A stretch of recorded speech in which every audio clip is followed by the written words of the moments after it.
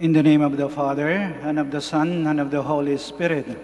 Amen. The grace of our Lord Jesus Christ, and the love of God, and the communion of the Holy Spirit be with you all. And with your spirit. Good morning, Good and morning, welcome Father. to the Shrine and Minor Basilica of Our Lady of the Rosary of Manaoag. Today we celebrate the memorial of Our Lady of Guadalupe. And to be worthy to offer this holy sacrifice of the Mass, we prepare ourselves by calling to mind our sins, and we ask God's mercy and forgiveness for the many times that we have failed. In all humility, all together we say, I confess to Almighty God and to you, my brothers and sisters, that I have greatly sinned in my thoughts and in my words, in what I have done and in what I have failed to do. To my fault, to my most grievous fault. Therefore I ask Blessed Mary, our Virgin, all the angels and saints, and you, my brothers and sisters, to pray for me to the Lord our God. May Almighty God have mercy on us, forgive us our sins, and bring us to everlasting life. Amen. Lord have mercy. Lord have mercy. Christ have mercy. Christ have mercy. Lord have mercy. Lord have mercy. Let us pray. O God, Father of mercies, who place your people under the singular protection of your Son's most holy mother, grant that all who invoke the Blessed Virgin of Guadalupe may seek with ever more lively faith the progress of peoples in the way of justice and peace. Through our Lord Jesus Christ, your Son, who lives and reigns with you in the unity of the Holy Spirit, one God, forever and ever. Amen. Please be seated. A reading from the book of the prophet Zechariah. Sing and rejoice, O daughter Zion. See, I am coming to dwell among you, says the Lord. Many nations shall join themselves to the Lord on that day, and they shall be his people, and he will dwell among you. And you shall know that the Lord of hosts has sent me to you. The Lord will possess Judah as his portion in the Holy Land, and he will again choose Jerusalem. Silence all mankind in the presence of the Lord, for he stirs forth from his holy dwelling. The word of the Lord. Thanks be to God. You are the highest honor of our race. You are the highest honor of our race. Blessed are you, daughter, by the Most High God, above all the women on earth. And blessed be the Lord God, the Creator of heaven and earth. You are the highest honor of our race. Your deed of hope will never be forgotten by those who tell of the might of God. You are the highest honor of our race. Please stand.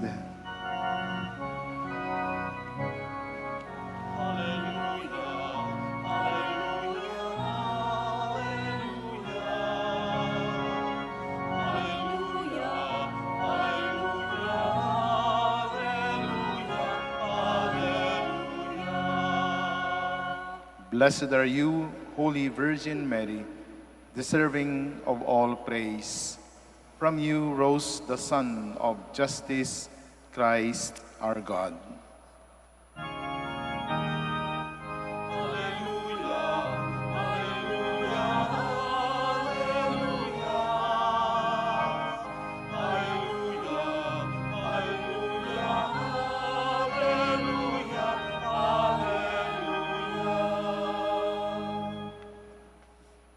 The Lord be with you. And with your spirit. A reading from the Holy Gospel according to Luke. Glory to you, O Lord. Mary set out and traveled to the hill country in haste to a town of Judah. where she entered the house of Zechariah and greeted Elizabeth. When Elizabeth heard Mary's greeting, the infant leaped in her womb, and Elizabeth, filled with the Holy Spirit, cried out in a loud voice and said, "Most blessed are you among women, and blessed is the fruit of your womb. And how does this happen to me, that the mother of my Lord should come to me? For at the moment the sound of your greeting reached my ears, the infant in my womb leaped for joy. Blessed are you who believe that what was spoken to you by the Lord would be fulfilled." And Mary said, "My soul proclaims the greatness of the Lord. My spirit rejoices in God my Savior." The Gospel of the Lord. Praise to you, Lord Jesus Christ. Please be seated.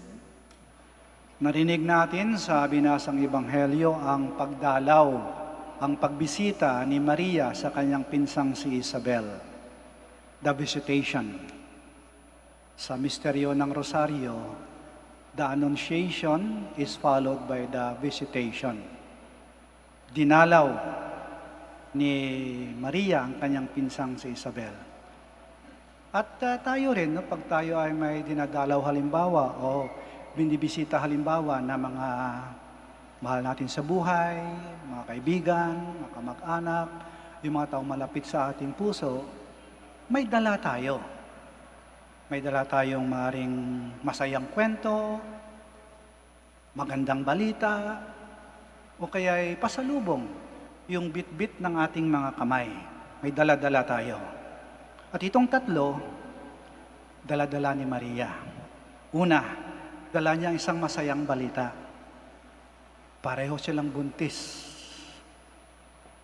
ni Isabel. Si Isabel, kahit matanda na, nabuntis. Siya, buntis rin. Kaya masayang balita. Pangalawa,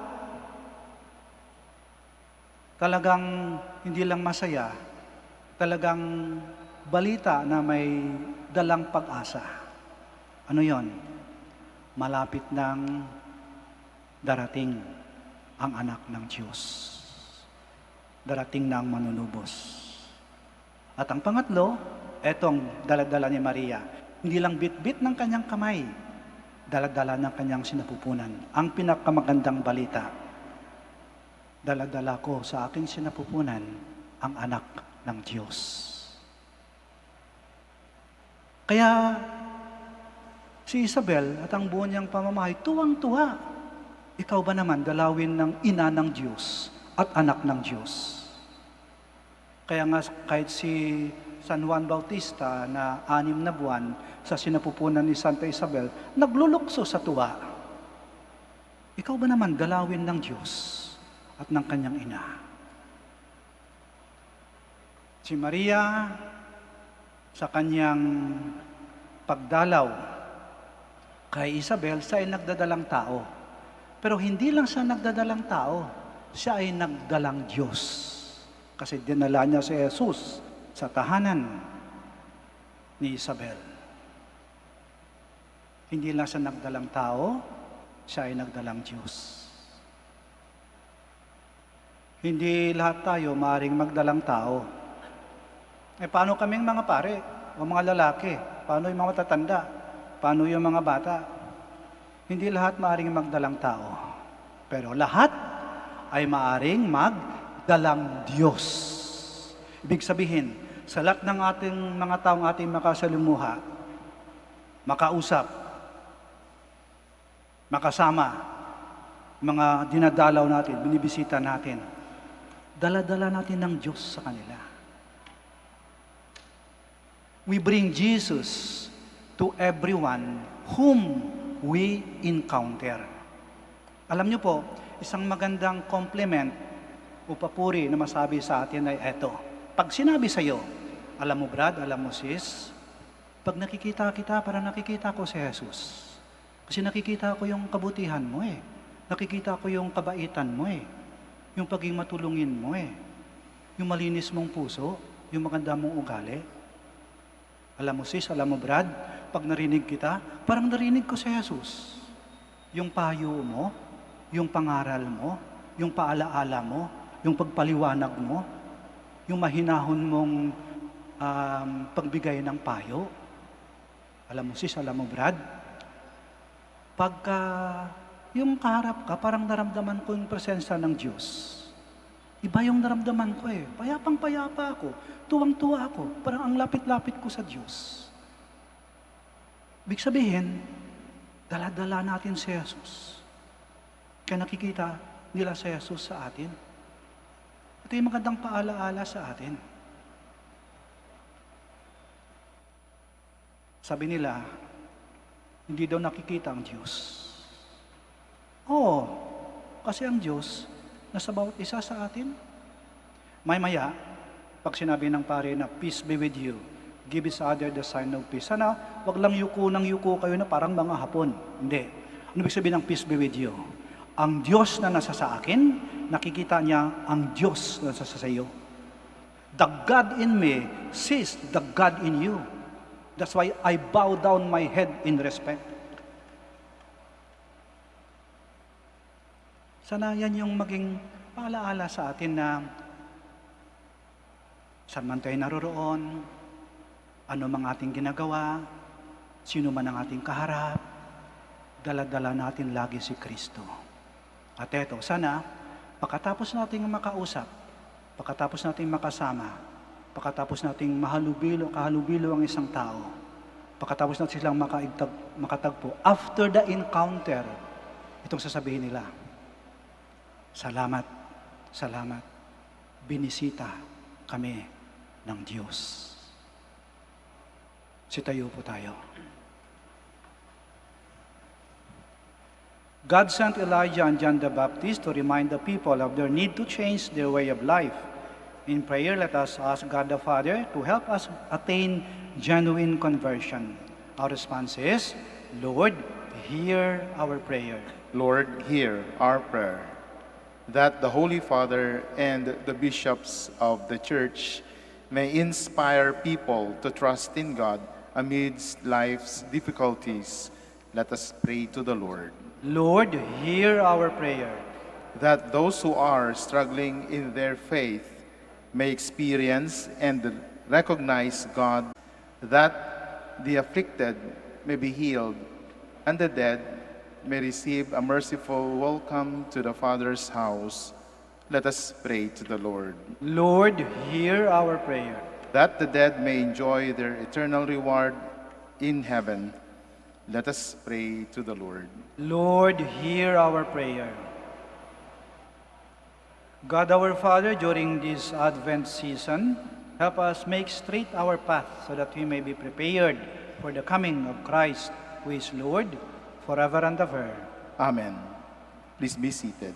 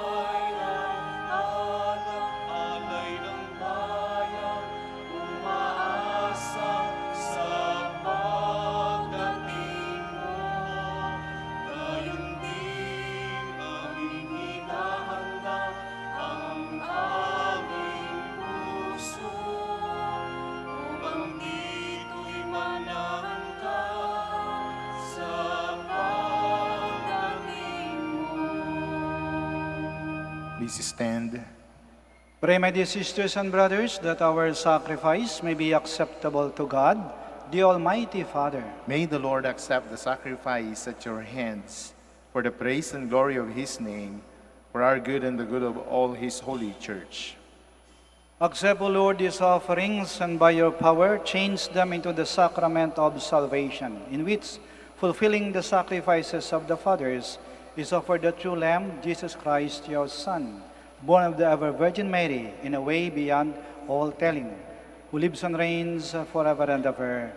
Amen. The Lord be with you. And with your spirit, Lift up your hearts. we lift them up to the Lord. Let us give thanks to the Lord our God. It is right and just. It is truly right and just, our duty and our salvation, to praise your mighty deeds in the exaltation of all the saints, and especially as we celebrate the memory of the Blessed Virgin Mary, to proclaim your kindness as we echo her thankful hymn of praise. For truly, even to earth's ends you have done great things, and extended your abundant mercy from age to age.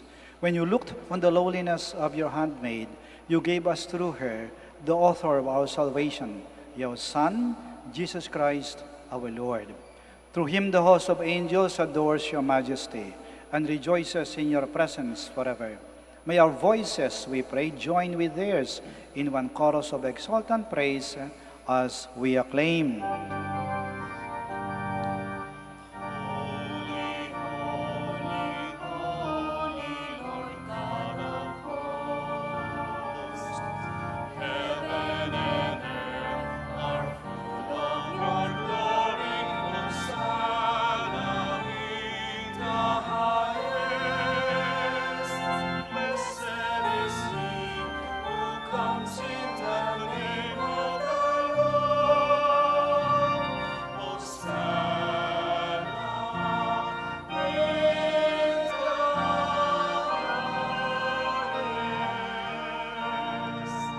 Please kneel.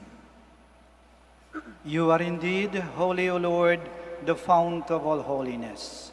Make holy, therefore, these gifts, we pray, by sending down your Spirit upon them like the dew fall, so that they may become for us the body and blood of our Lord Jesus Christ. At the time he was betrayed and entered willingly into his passion, he took bread, and giving thanks, broke it, and gave it to his disciples, saying, "Take this, all of you, and eat of it, for this is my body, which will be given up for you."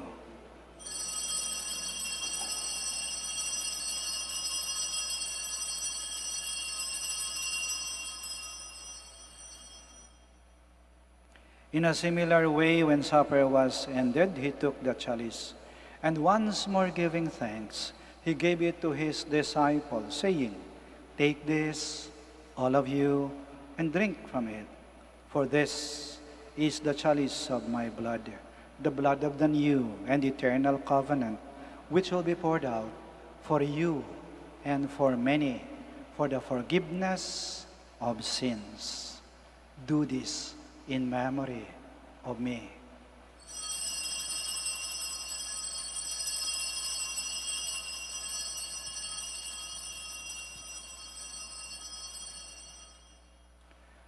The mystery of faith. When we eat this bread and drink this cup, we proclaim your death, O Lord, until you come again. Therefore, as we celebrate the memorial of his death and resurrection, we offer you, Lord, the bread of life and the chalice of salvation, giving thanks that you've held us worthy to be in your presence and minister to you. Humbly we pray that partaking of the body and blood of Christ, we may be gathered into one by the Holy Spirit.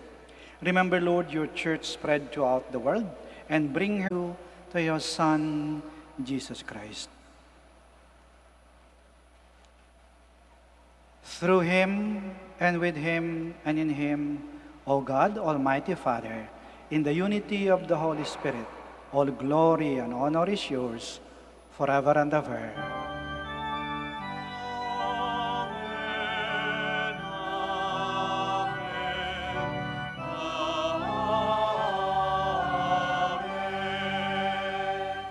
Please stand. Now, in loving confidence, we pray to our Father in the words Christ taught us.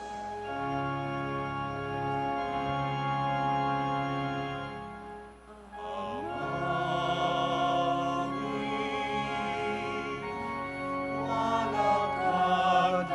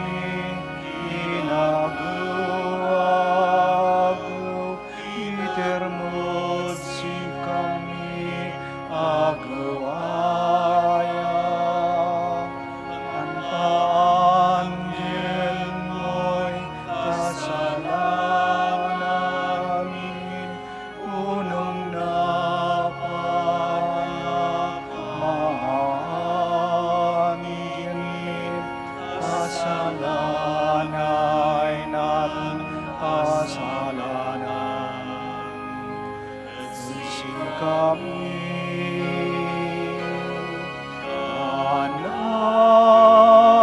mo kami, iterod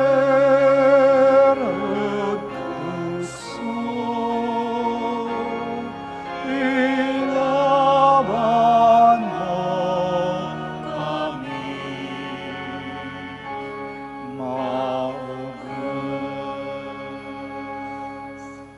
Deliver us, Lord, we pray, from every evil.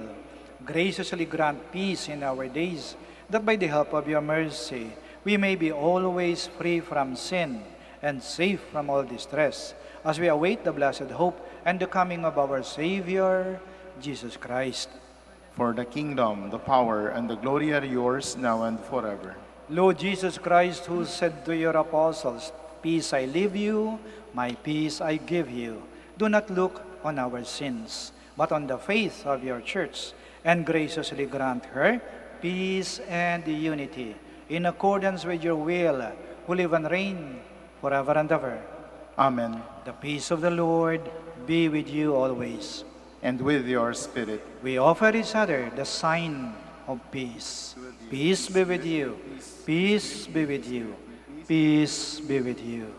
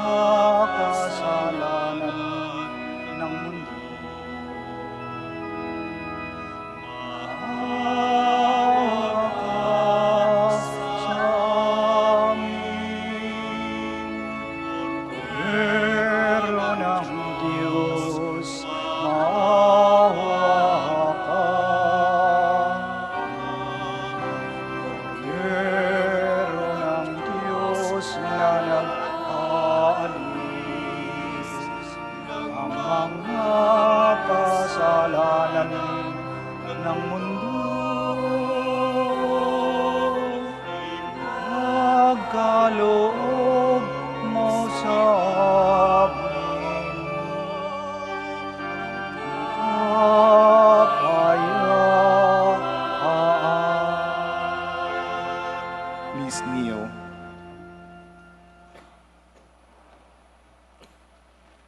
Here is Jesus Christ, the Lamb of God, who takes away the sins of the world. Blessed are those called to the supper of the Lamb. Lord, I am not worthy that you should enter under my roof, but only say the word and my soul shall be healed.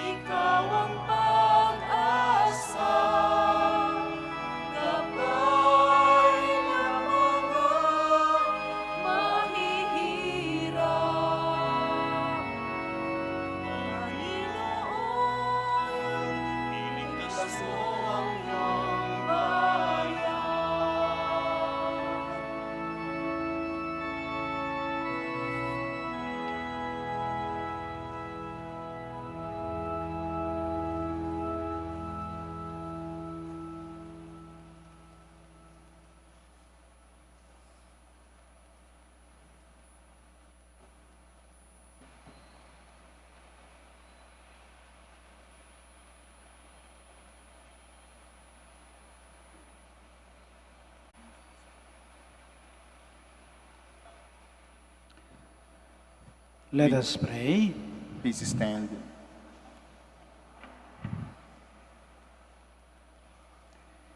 May the mysteries we have received, O Lord our God, always show forth your mercy in us, that we who commemorate in faith the mother of your Son may be saved by his incarnation, who lives and reigns forever and ever. Amen. Maraming salamat po sa inyong pagdalo sa banal na misa at sa pagdalaw sa ating mahal na ina, ang Birhen ng Rosaryo ng Manaoag. Mag-ingat po kayo sa pag-uwi at naway lagi po kayong pagpalain ng ating Panginoon at ng ating mahal na ina. At naway pakinggan at sagutin ang ating mga panalangin. The Lord be with you. And with your spirit. May Almighty God bless you, the Father, the Son, and the Holy Spirit.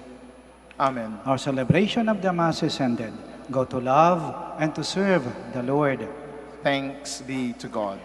Prayer for the blessing of the sick. God, our Almighty Father, by your blessing you give us strength and support in our sickness. Turn with kindness toward our sick brothers and sisters. Free them from all sickness and restore them to good health. Through the intercession of Our Lady of the Rosary of Manaoag. We ask this through Christ our Lord. Amen. Prayer for the blessing of religious articles.